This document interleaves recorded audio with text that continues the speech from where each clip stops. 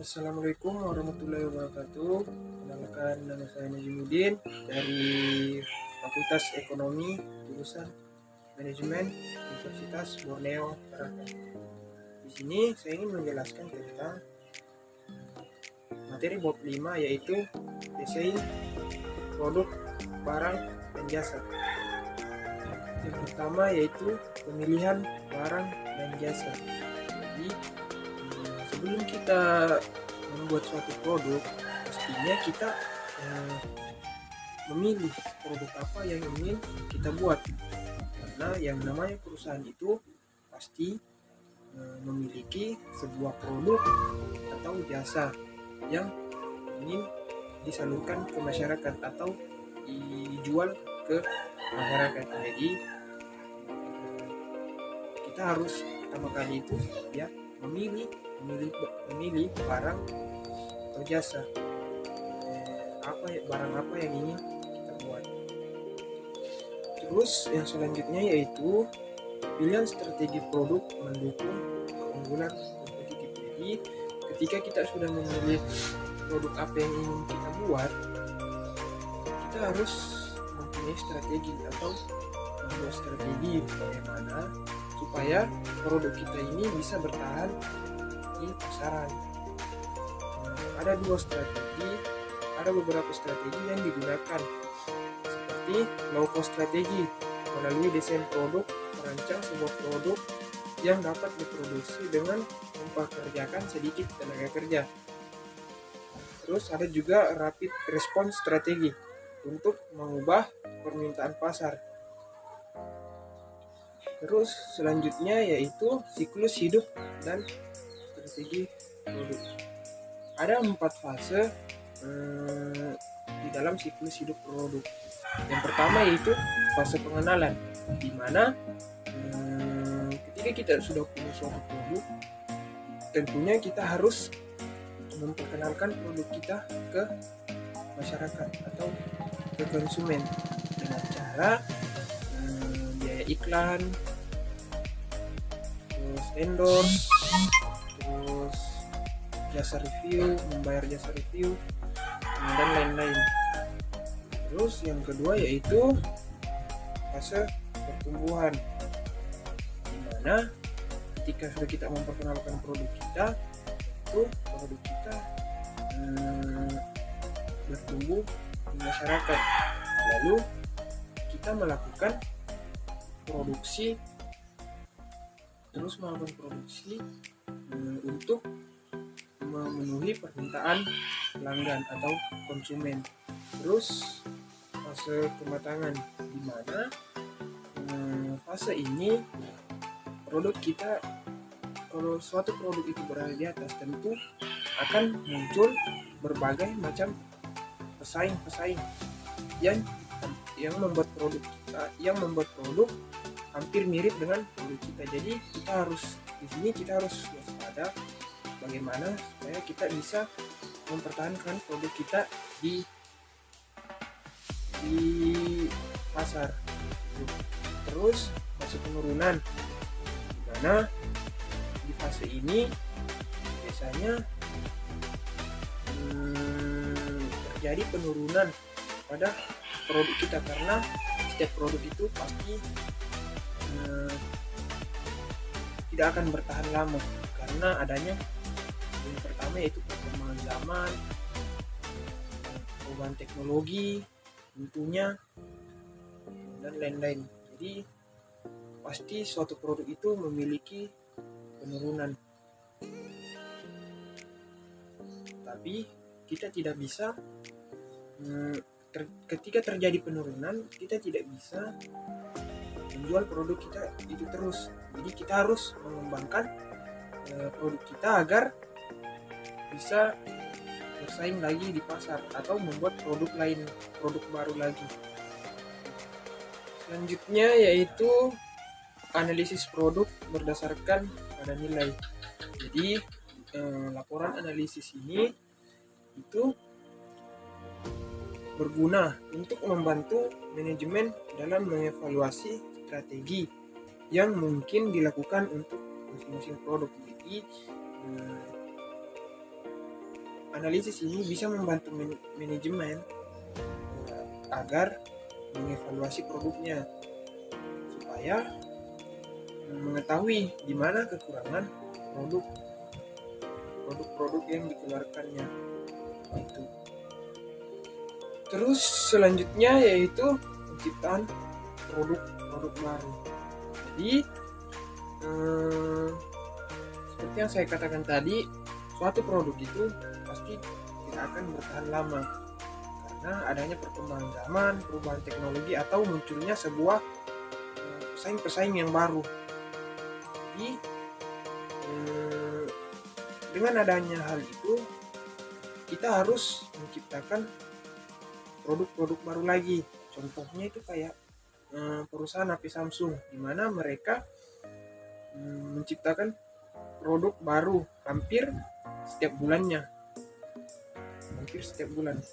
Karena kalau tidak menciptakan produk baru, ketika kita ingin menjual produk itu terus, itu akan berdampak bagi perusahaan sendiri.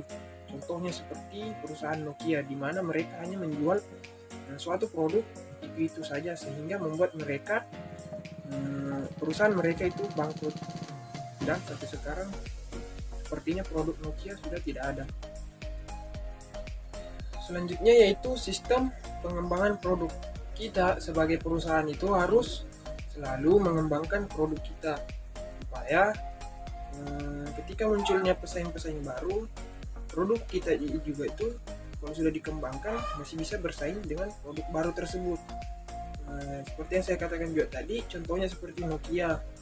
Ketika kita tidak melakukan pengembangan, jadilah seperti Nokia yang membuat perusahaan mereka bangkrut karena mereka tidak melakukan pengembangan. Mereka menjual produk mereka yang itu saja, sehingga membuat perusahaan mereka bangkrut. Terus selanjutnya yaitu penyebaran fungsi kualitas, merupakan suatu proses untuk menentukan kebutuhan pelanggan dan menerjemahkan keinginan pelanggan menjadi target pasar yang digunakan pada awal proses desain. Langkah untuk membangun rumah kualitas yang pertama yaitu mengidentifikasi keinginan pelanggan. Yang kedua, mengidentifikasi bagaimana barang dan jasa akan memuaskan keinginan pelanggan. Yang ketiga yaitu hubungan keinginan pelanggan untuk berapa banyak produk. Terus mengidentifikasi hubungan antara berapa perusahaan. Selanjutnya mengembangkan peringkat kepentingan.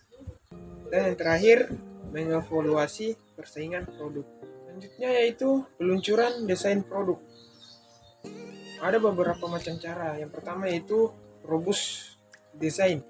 Adalah sebuah desain yang dapat diproduksi sesuai permintaan bahkan dalam kondisi yang tidak menguntungkan dalam proses produksi. Yang kedua yaitu modular design. Produk yang didesain dalam komponen yang mudah terfragmentasi. Yang ketiga yaitu computer aided design. Penggunaan komputer yang interaktif untuk mengembangkan produk. Terus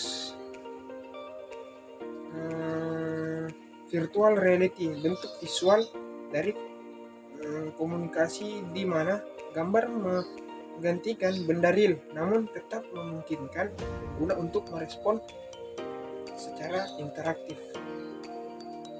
Terus analisis nilai, suatu tujuan atas produk sukses yang memberikan andil selama proses produksi. Terus yang terakhir yaitu keberlanjutan dan penilaian siklus hidup.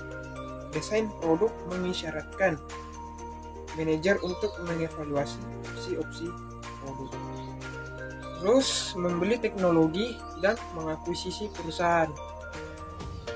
Dapat beberapa yaitu joint venture. Joint venture berarti perusahaan membangun kepemilikan bersama untuk menghasilkan produk baru atau mencapai pasar yang baru. Selanjutnya aliansi. Aliansi adalah sebuah kesepakatan kooperatif yang memungkinkan perusahaan-perusahaan untuk tetap independen namun mengejar strategi yang konsisten dengan misi individual mereka. Terus, pendefinisian produk. Ketika barang dan jasa baru dipilih untuk diperkenalkan, mereka harus didefinisikan. Pertama, barang atau jasa yang baik didefinisikan dalam hal fungsinya, yaitu apa yang dapat dilakukannya. Produk kemudian didesain dan perusahaan menentukan bagaimana fungsi-fungsi tersebut dicapai. Terus selanjutnya yaitu keputusan buat atau beli. Untuk banyak komponen, produk perusahaan memiliki opsi untuk memproduksi komponen sendiri atau membelinya dari eksternal.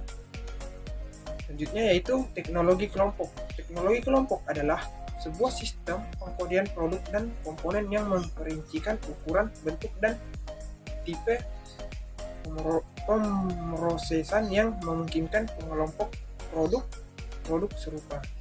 Terus selanjutnya yaitu dokumen untuk produksi. Gambar perakitan menunjukkan gambar jelas suatu produk.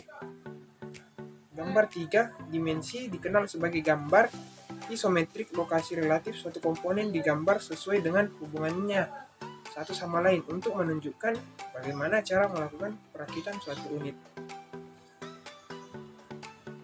Manajemen siklus hidup adalah selanjutnya yaitu manajemen siklus hidup. Manajemen siklus hidup adalah sebuah payung dari program perangkat lunak yang berusaha untuk menyatukan fase desain dan manufaktur produk, termasuk mengikat banyak teknik pendefinisian produk dan dokumentasi untuk produksi. Desain selanjutnya yaitu desain jasa. Produk yang ditawarkan oleh perusahaan jasa mulai dari prosedur medis yang hanya meninggalkan bekas luka kecil setelah pembedahan usus buntus hingga cuci dan gunting rambut di salon hingga roti isi yang lezat. Perencanaan jasa sangat menantang karena mereka memiliki karakter unik dan interaksi pelanggan yang lebih kuatnya yaitu penambahan efisiensi jasa terbagi menjadi 5 yaitu membatasi opsi, menunda kustomisasi, modularisasi, otomisasi, dan momen kebenaran. Untuk jasa, karena interaksi pelanggan yang tinggi pada sebagian besar jasa, dokumen untuk memindahkan produk ke produksi sering kali berbentuk interaksi pekerjaan atau naskah yang eksplisit. Selanjutnya yaitu penerapan pohon keputusan. Prosedur untuk membuat keputusan yaitu memastikan bahwa semua alternatif yang mungkin dan keadaan alamiahnya disertakan dalam pohon. Hasil dimasukkan ke akhir cabang yang tepat dan tujuannya untuk menentukan nilai yang diharapkan di setiap tindakan. Terus yang terakhir yaitu transisi ke produksi. Setelah produk baik, barang maupun jasa dipilih, desain dan definisikan produk tersebut telah berkembang dari sebuah ide definisi fungsional dan mungkin menjadi sebuah desain. Sekian presentasi dari saya. Kurang dan lebihnya mohon dimaafkan. Wabillahi taufiq wal hidayah. Wassalamualaikum warahmatullahi wabarakatuh.